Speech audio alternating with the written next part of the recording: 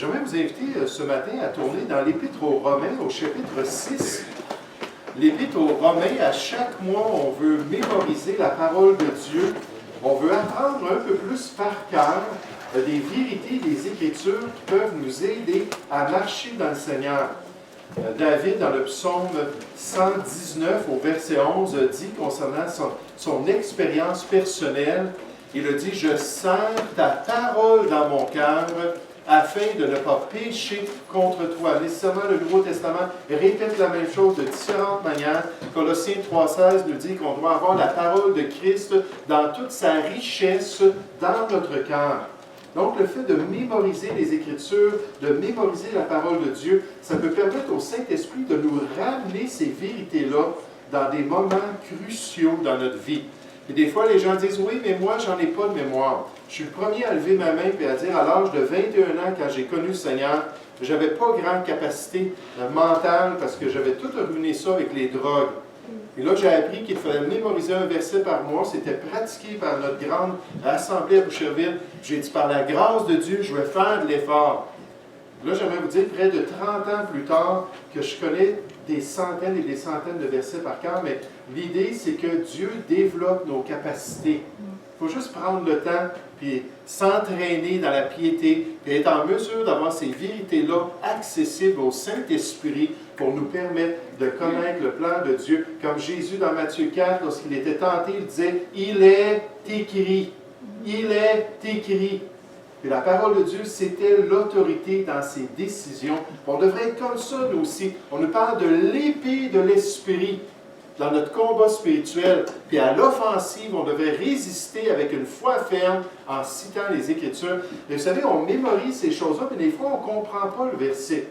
Ce que j'aimerais faire avec vous ce matin, c'est regarder le contexte de notre verset du mois, qui est Romains 6 au verset 22. Juste regarder le contexte de ce que Dieu nous enseigne dans ce passage-là. On va débuter avec le verset 15 dans Romains chapitre 6 jusqu'à la fin du chapitre, jusqu'au verset 23. Donc, Romains chapitre 6 au verset 15.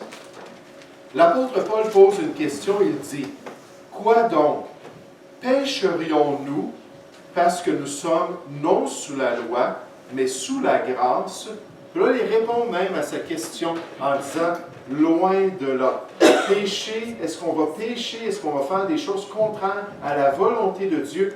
Parce que nous sommes sous la grâce, on est des chrétiens. Puis il répond en disant « Loin de là, ce n'est pas le plan de Dieu. » Verset 16. « Ne savez-vous pas qu'en vous livrant à quelqu'un comme esclave pour lui obéir, vous êtes esclave de celui à qui vous obéissez, soit du péché, donc on a deux options en tant que chrétien, soit qu'on se livre au péché, puis j'avais demandé à Maxime de me mettre des menottes pendant le message, pour voir comment ça arrive des fois qu'on donne l'autorité au péché sur notre vie. Malheureusement, les menottes ne me faisaient pas. C'était des menottes que j'avais utilisées lors d'un camp l'été passé. J'étais le shérif. Et là, tous les bandits, je venais les menotter. Et c'était des petits-enfants ou des femmes avec des petits poignets. Puis moi, ils ne rentraient pas. Mais là, on nous dit, c'est possible. Il dit, ne savez-vous pas ces choses-là?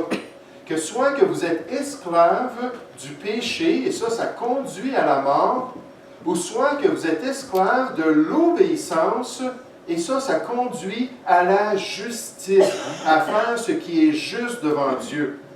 Mais grâce soit rendue à Dieu. Merci Seigneur, de ce qu'après avoir été esclave du péché avant de connaître Christ, vous avez obéi de cœur à la règle de doctrine dans laquelle vous avez été instruit, vous avez obéi à l'Évangile. Ayant été affranchis du péché en tant que chrétien, vous êtes devenus esclaves de la justice. Et vous savez, c'est ça des fois qui est difficile pour l'enfant de Dieu. Avant de devenir mature, d'accepter d'être esclave de la volonté de Dieu. Oh, que c'est dur. Ah oui, mon sauveur, j'aime pas ça qu'il soit mon Seigneur, par contre. Il dit, c'est ça les options. On va être esclave du péché ou esclave de Dieu. Verset 18. Il dit, ayant été affranchis du péché, vous êtes devenus esclaves de la justice. Je parle à la manière des hommes. Je simplifie, Paul dit, à cause de la faiblesse de votre chair, à cause que vous n'avez pas beaucoup de discernement. De même donc que vous avez livré vos membres ou votre corps comme esclaves à l'impureté et à l'iniquité, pour arriver à l'iniquité. Ainsi maintenant, livrez vos membres, livrez votre corps comme esclaves à la justice pour arriver à la sainteté. Et c'est comme ça qu'on développe une sainteté pratique dans nos vies. Car lorsque vous étiez esclaves du péché, vous étiez libres à l'égard de la justice. Quels fruits portiez-vous alors? Des fruits dont vous rougissez aujourd'hui, car la fin de ces choses, c'est la mort. Mais maintenant, chrétiens, étant affranchis du péché et devenus esclaves de Dieu, vous avez pour fruit la sainteté, c'est notre verset du mois, et pour fin la vie éternelle. Car le salaire du péché, c'est la mort. Mais le don gratuit de Dieu, c'est la vie éternelle en Jésus-Christ, notre Seigneur. Et si vous avez déjà étudié l'Épître aux Romains, vous savez que c'est complexe. Vous savez que c'est dur à suivre. Vous savez que ce n'est pas juste des petites histoires, des petits récits, c'est de la théologie. Ce que j'aimerais faire avec vous ce matin, c'est que j'aimerais essayer de simplifier ce que l'apôtre Paul est en train de dire pour qu'on ait comme fruit dans notre vie la sainteté et nécessairement pour fin la vie éternelle. Le titre de mon message ce matin, c'est « Affranchi pour la sainteté ». Affranchi pour la sainteté. Dieu nous demande de vivre une vie sainte. Dieu nous appelle à la sanctification. Puis il faut réaliser qu'il nous a libérés de notre vieille nature et de notre péché. Maintenant, on n'est plus obligé d'obéir à nos vieilles voies. Puis à cause de cela, étant libres, nous pouvons faire et accomplir la volonté de Dieu. Et c'est exactement ce que Paul dit alors qu'il exhorte les chrétiens à continuer dans ce processus de sanctification pour la gloire de Dieu. Affranchis pour la sainteté. Mais juste avant, j'aimerais qu'on puisse prier ensemble, ouvrir nos cœurs, que le Seigneur puisse vraiment nous permettre de comprendre ce texte des Écritures. Prions ensemble, s'il vous plaît.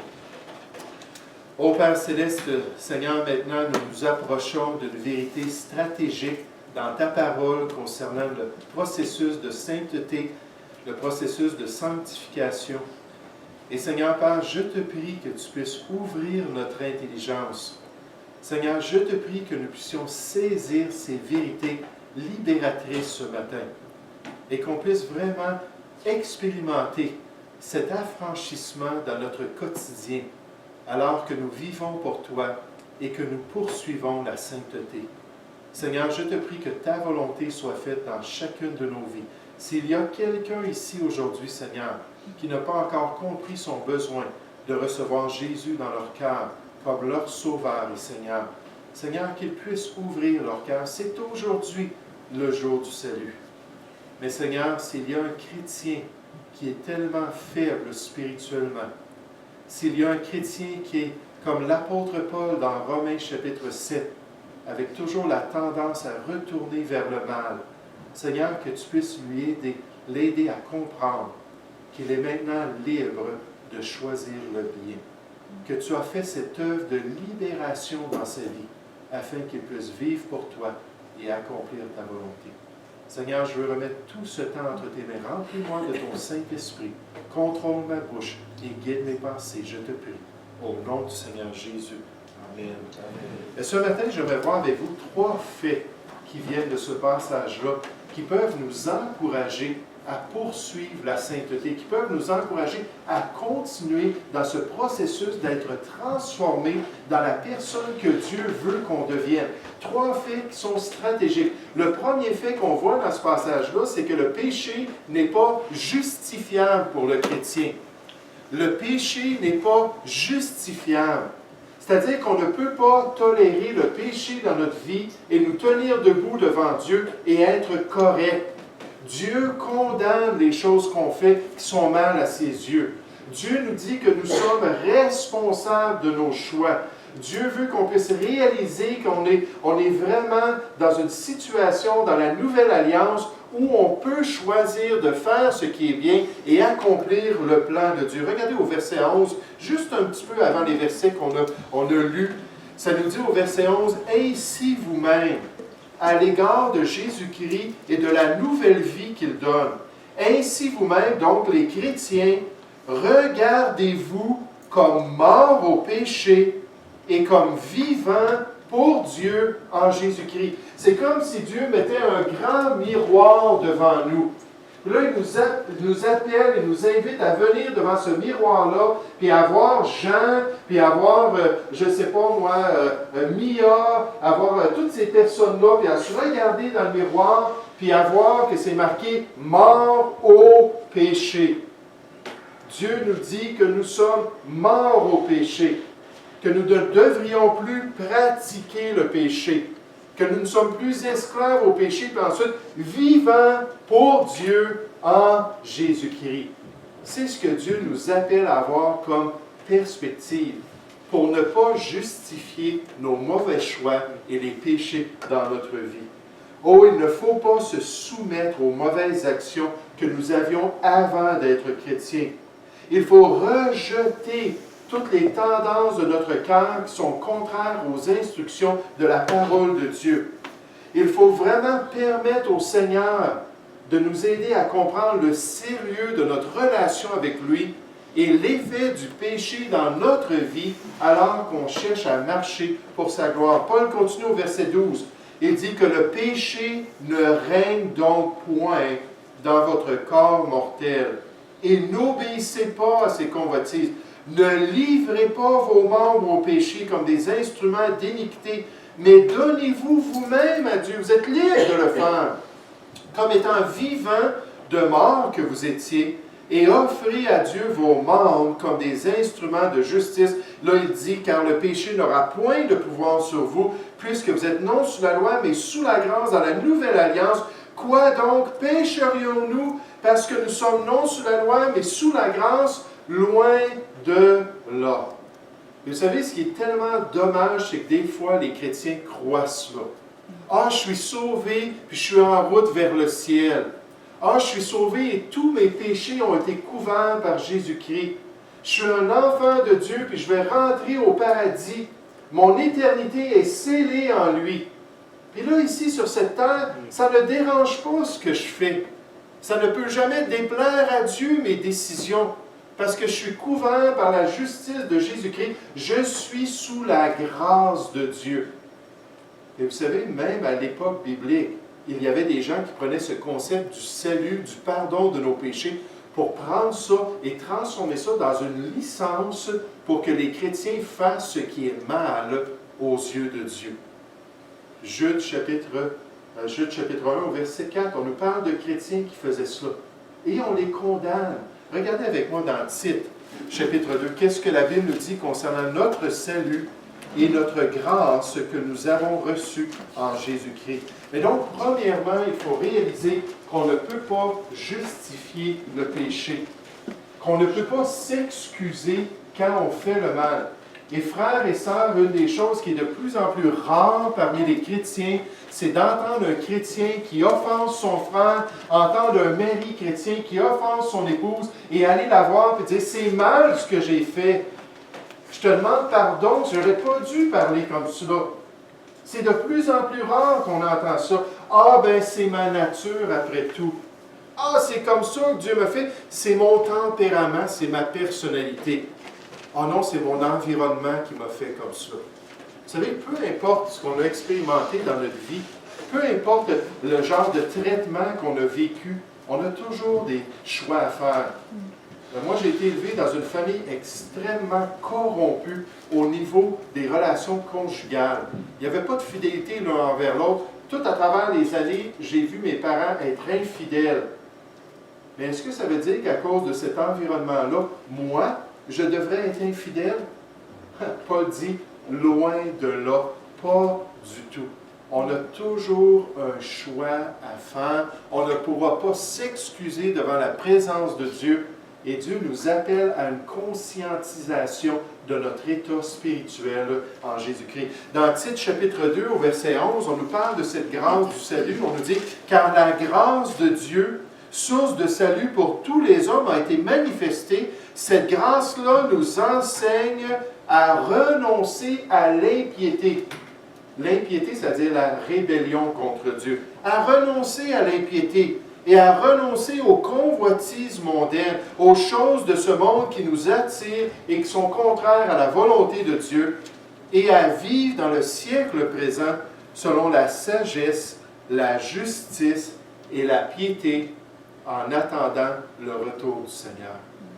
Alors Dieu veut qu'on comprenne premièrement que ce processus-là de sanctification, c'est pour nous en tant que chrétiens, en tant qu'enfants de Dieu. Mais deuxièmement, on voit comme fait dans ce passage-là que le péché, ultimement, produit de l'esclavage. Le péché produit de l'esclavage. Il faut réaliser que même en tant que chrétien, on peut développer des habitudes, on peut développer des tendances dans notre vie qui vont prendre le contrôle de notre vie. Puis là, on ne sera plus capable de s'en sortir par nous-mêmes. Là, c'est là que j'aurais invité Maxime à venir, à me mettre des menottes, à montrer comment est-ce qu'on peut être enchaîné au péché en tant que chrétien si on ne prend pas ça au sérieux. Si on ne réalise pas la puissance que le péché peut avoir sur notre vie. Revenez avec moi rapidement dans Romains chapitre 6 au verset 15. Regardez ce que Paul dit au verset 15. Encore une fois, pour éclairer ces chrétiens-là concernant le sujet du péché. Il dit, quoi donc pécherions-nous parce que nous sommes non sous la loi, mais sous la grâce, loin de là. Pourquoi? Verset 5. Pourquoi est-ce qu'on ne devrait pas tolérer le péché, puis nécessairement à cause de notre relation avec Dieu qui en serait affectée, mais un autre élément. Il dit au verset 16, il dit, ne savez-vous pas, n'êtes-vous pas conscient, ne comprenez-vous pas. J'espère qu'après le message de ce matin, puis en mémorisant ce verset-là dans Romains 6 au verset 22, on va être conscient de cela. C'est-à-dire, ne savez-vous pas, quand vous livrant à quelqu'un comme esclave pour lui obéir, vous êtes esclave de celui à qui vous obéissez, soit du péché qui produit la mort, ou soit qui conduit à la mort, ou soit de l'obéissance qui conduit à la justice. Dans le monde romain, puis nécessairement, Paul parlait à des païens de l'Empire romain. Dans le monde romain, si une personne allait voir un voisin, puis lui disait, écoute, je veux signer une entente envers toi, puis j'aimerais ça devenir ton esclave. Bien souvent, il y avait des circonstances à cause des dettes. Des fois, c'était des crimes, des vols, qu'on ne pouvait pas remplacer ce qu'on avait volé, on était trop pauvres. Donc là, il fallait, à cause de la loi, devenir esclave de la personne qu'on avait offensée. Mais des fois, il y avait des gens qui voulaient, ils voyaient leurs voisins, ils voyaient leur famille, ils voyaient qu'eux, ils n'étaient pas capables d'arriver financièrement ou personnellement. Puis on pouvait, d'après la loi romaine, aller voir quelqu'un et dire, j'aimerais devenir ton esclave. Puis signer une entente avec lui. Puis une fois qu'on faisait cela, on ne pouvait pas retourner en arrière. On devenait l'esclave pour le laps de temps établi. Là, l'apôtre Paul utilise cette image légale-là de la loi de l'époque pour dire spirituellement, c'est la même chose. Si tu te livres au péché, si tu te livres au désir de ta nature corrompue, on a tous en passant une nature corrompue d'après la parole de Dieu. Notre cœur est tortueux par-dessus tout et il est méchant. C'est pour ça qu'on donne à un enfant une instruction de faire quelque chose, il va aller faire exactement le contraire. C'est pour ça qu'on lui dit non, touche pas, puis il va étendre sa main, puis il va y toucher. Pourquoi? Parce que dès l'enfance, l'enfant démontre que sa nature est corrompue. Dans le monde, on va vous dire non, l'enfant est bon. L'enfant a une belle nature, il faut juste souffler sur la flamme de sa bonté, puis le laisser aller par lui-même pour qu'il se développe. Tandis que la Bible nous dit que l'enfant laissé à lui-même va faire honte à sa mère. Et l'enfant, c'est une image de qui nous sommes en tant qu'adultes. Puis nous avons une nature corrompue. Jérémie a dit dans Jérémie 17 au verset 9 concernant les adultes en Israël, il a dit, le cœur est tortueux par-dessus tout et il est méchant. Puis là, si notre cœur nous dit, livre-toi à tel péché, fais ces choses-là que tu sais qui sont contraires à la volonté de Dieu, et tu dis, oui, ça serait le fun. Puis là, tu commences à le faire. Tu commences à te donner à ce péché-là de ton cœur. J'aimerais te dire, à un moment donné, tu vas te réveiller, puis tu ne seras plus capable d'arrêter. Tu ne seras plus capable de venir en arrière. Tu vas être un esclave. Tu vas être tellement vulnérable, tu vas être tellement faible envers ce péché et cette tentation-là. Et finalement, un jour, il va falloir que tu cries au Seigneur pour demander son aide. Parce que le Seigneur le dit bien clairement à ses apôtres, il le dit en vérité, donc c'est garanti. Il le dit, je vous le dis, quiconque se livre au péché est esclave du péché. Est-ce qu'il y a des habitudes dans notre vie qu'on n'est pas capable d'enlever? Est-ce qu'il y a des péchés qui sont ancrés dans notre quotidien, qu'on sait qu'ils sont contraires à la volonté de Dieu et on n'est pas capable de cesser? On a tellement de passion, on a tellement d'affection, c'est tellement quelque chose qui attire notre cœur, c'est tellement quelque chose qui nous provoque à l'intérieur. Puis quand on voit ces choses-là, puis qu'on comprend qu'on n'atteint pas la mire de la volonté de Dieu, on est misérable en nous-mêmes. N'est-ce pas, Paul a dit, « Misérable que je suis. Qui me délivrera de ce corps de mort? » Romains 7, au verset 24. En parlant de sa nature pécheresse. Regardez avec moi ce qu'il dit un peu plus loin dans Romains chapitre 8. Donc, premièrement, le péché, ce n'est pas justifiable. On ne peut pas excuser nos mauvaises décisions. La meilleure chose qu'on peut faire, c'est de l'admettre, le confesser. Dire à Dieu, tu as raison. 1 Jean 1,9 nous dit, si nous confessons, si nous admettons, si nous nous humilions devant lui, et disant, Seigneur, tu as raison. C'était mal ce que j'ai dit. C'était mal la manière que j'ai traité mon épouse. C'était mal la manière que j'ai traité mes enfants. C'était mal la manière que j'ai traité mes parents. Vous savez, un des grands commandements de la loi de l'Ancien Testament qui est répété dans la Nouvelle Alliance, c'est « Honore ton père et ta mère ». Ça aussi, c'est quelque chose qui est disparu de notre société. Faisons attention, parents. Il faut que nos enfants nous honorent pour plaire à Dieu et pour avoir la bénédiction de Dieu. Ainsi, tu vivras une longue vie sur la terre, si tu honores tes parents. Mais quand on ne le fait pas, d'être prêt à l'admettre, on est tous des pécheurs. On fait tous des choses de mauvaises. C'est juste de s'humilier, de dire c'est vrai devant Dieu, et si on a offensé quelqu'un, devant la personne aussi. Être en mesure de régler cela. Mais si on ne le fait pas, qu'on reste dans ces péchés-là, j'aimerais vous dire, on va être très passionné en tant que chrétien pour des choses qui sont contraires à la volonté de Dieu. Regardez au verset 5, Romains chapitre 8 au verset 5. Il dit, ceux, en effet, qui vivent selon la chair, selon le péché de notre nature corrompue, s'affectionnent aux choses de la chair. Tandis que ceux qui vivent selon l'esprit, qui marchent selon la nouvelle nature, le nouvel homme, lui va s'affectionner aux choses de l'esprit. Et c'est pour ça qu'il y a des chrétiens qui ont des affections pour le péché, il y a des chrétiens qui ont des affections pour l'obéissance, pour la volonté de Dieu. Et bien souvent, quand on parle ensemble, on s'aperçoit, oh, on n'a pas les mêmes désirs. Ou, oh, on n'a pas la même perspective des choses. Oh, ce n'est pas les mêmes choses qui nous intéressent ici-bas sur la terre. Pourquoi? Parce qu'on a fait des choix dans notre vie. Et là, on ne réalise pas qu'aujourd'hui, étant affranchi, on peut vivre autrement. Je me souviens d'un général qui était dans une prison allemande pendant la Deuxième Guerre mondiale. Puis l'Allemagne avait tombé, puis les Russes étaient rentrés, puis ensuite les Américains étaient arrivés aussi en Europe, dans cette section-là, où il y avait le camp de concentration. Puis un espion était venu dire au général que les Alliés avaient gagné sur les forces ennemies. Puis là, ce jour-là, il a mis son uniforme, puis il s'est tout rasé, puis il s'est tout peigné les cheveux, puis il a commencé à se promener sur la base militaire avec fierté. Là, les gens le voyaient avec son uniforme, puis il allait faire ses tâches, il y avait encore des soldats allemands au contrôle, tout ça. Puis là, il se demandait comment ça se fait qu'il agit de même, comment ça se fait qu'il se comporte comme ça. Là, à un moment donné, même les soldats sont venus le voir et ont dit, « Est-ce que tu sais quelque chose que nous, on ne sait pas? » Il dit, « Oui. » Il dit, « Je suis un affranchi. Je suis un libéré. On a gagné la victoire. » Puis là, les soldats sont venus blêmes. Puis là, ils sont partis demander à leur capitaine et aux autorités qui s'étaient sauvés entre-temps. Là, c'était de la confusion dans les soldats qui étaient les gardes de cette prison, de ce camp de concentration-là, parce que les autorités au-dessus d'eux s'étaient sauvées sans leur dire qu'ils avaient perdu la guerre. Et, gloire à Dieu, il y avait beaucoup de chrétiens dans ce camp de concentration.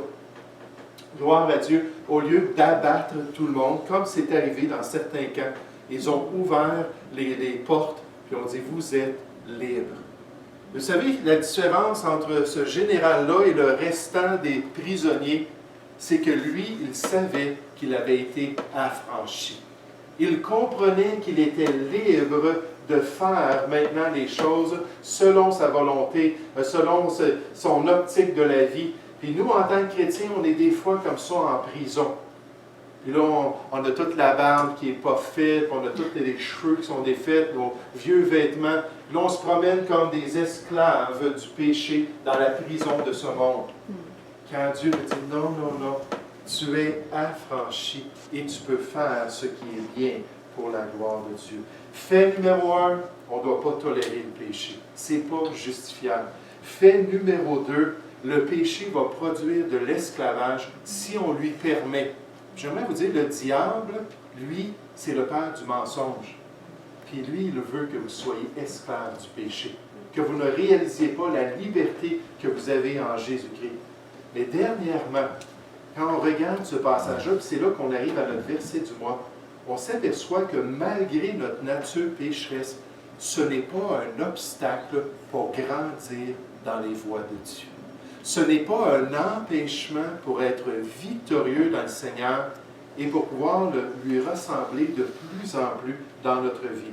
En terminant, regardez au verset 17, l'apôtre Paul dit « Mais grâce soit rendue à Dieu, de ce qu'après avoir été esclave du péché, vous avez obéi de cœur à la règle de doctrine dans laquelle vous avez été instruits. Ayant été affranchis du péché, vous êtes devenus esclaves de la justice. » Maintenant, le temps du verbe dans le passé, dans le grec, ça parle de quelque chose qui est fait, quelque chose qui est une réalité. Et Dieu nous dit qu'en tant que chrétiens, dans notre position en Jésus-Christ, nous sommes libres du péché et nous pouvons vivre maintenant pour Dieu. Nous pouvons accomplir sa volonté. Nous pouvons dire non à nos tendances pécheresses. Nous pouvons surmonter cet esclavage-là pour transformer nos habitudes et être en mesure d'accomplir la volonté de Dieu. Et c'est pour ça que dans le restant du passage, on n'ira pas voir tous ces versets. Et l'apôtre Paul dit, faites donc le choix. Livrez-vous à Dieu. Soyez donc des généraux libres de votre enchaînement, de votre prison, de votre esclavage, et avec fierté, vivez maintenant pour le Seigneur. Puis ensuite, on nous dit au verset 22, « Maintenant, étant affranchis du péché et devenus esclaves de Dieu, vous avez dans le plan idéal de Dieu. » D'accord? Si on coopère, si on se soumet à lui, vous avez pour fruit la sainteté et pour fin la vie éternelle. Frères et sœurs, en tant que chrétiens, nous pouvons être victorieux. En tant qu'enfants de Dieu, nous pouvons rejeter les désirs de notre vieil homme, les passions de notre cœur, pour servir Dieu de tout notre cœur. Nous sommes maintenant en Jésus-Christ libres par sa grâce et par l'Esprit de Dieu. Là, c'est ce que Paul dit dans le chapitre 8. Il explique le rôle de la puissance de Dieu pour permettre à notre corps mortel de vivre une vie spirituelle, à notre corps charnel d'être transformé par la puissance de Dieu, pour progresser toujours plus dans la sanctification biblique. Pourquoi? Parce que le péché n'aura point de pouvoir sur vous. Et ça, c'est la promesse de la parole de Dieu. Ça, c'est la garantie du Seigneur pour l'enfant de Dieu. On n'excuse pas le péché, on va le confesser au contraire. On réalise que maintenant, si on fait les mauvais choix, on va en avoir des conséquences. Dans Galates chapitre 6, celui qui sème pour la chair moissonnera de la chair la corruption. Celui qui sème pour l'esprit moissonnera de l'esprit la vie éternelle. On va récolter d'après ce qu'on sème.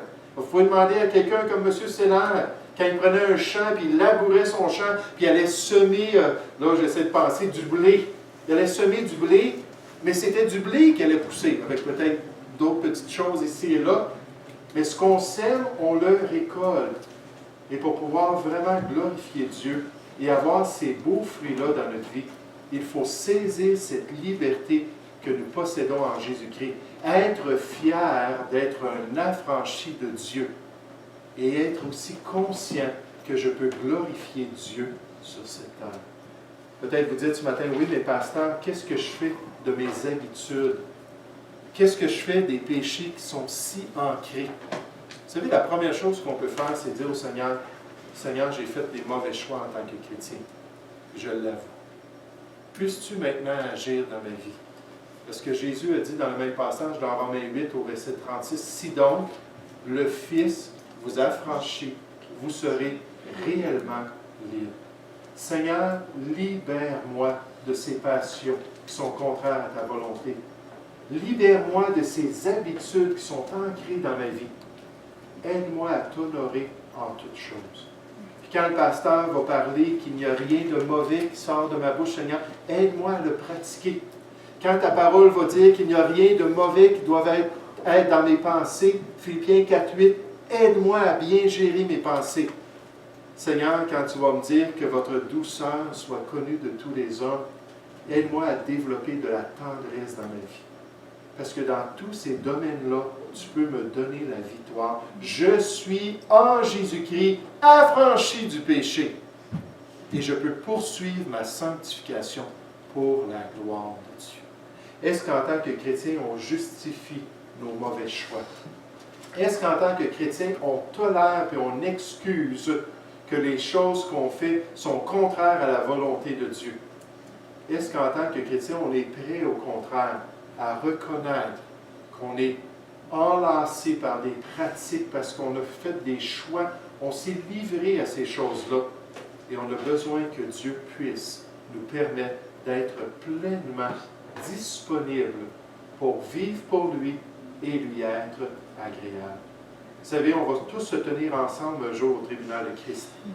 Et j'espère que les messages qu'on entend, j'espère que notre culte dans la parole de Dieu et que toutes ces vérités spirituelles vont nous permettre de nous lever avec fierté en tant que chrétiens. Et je me dis, quand j'étais dans ce travail séculier, j'étais au milieu de ces gens-là, je disais toujours, Seigneur, comme je devrais être différent.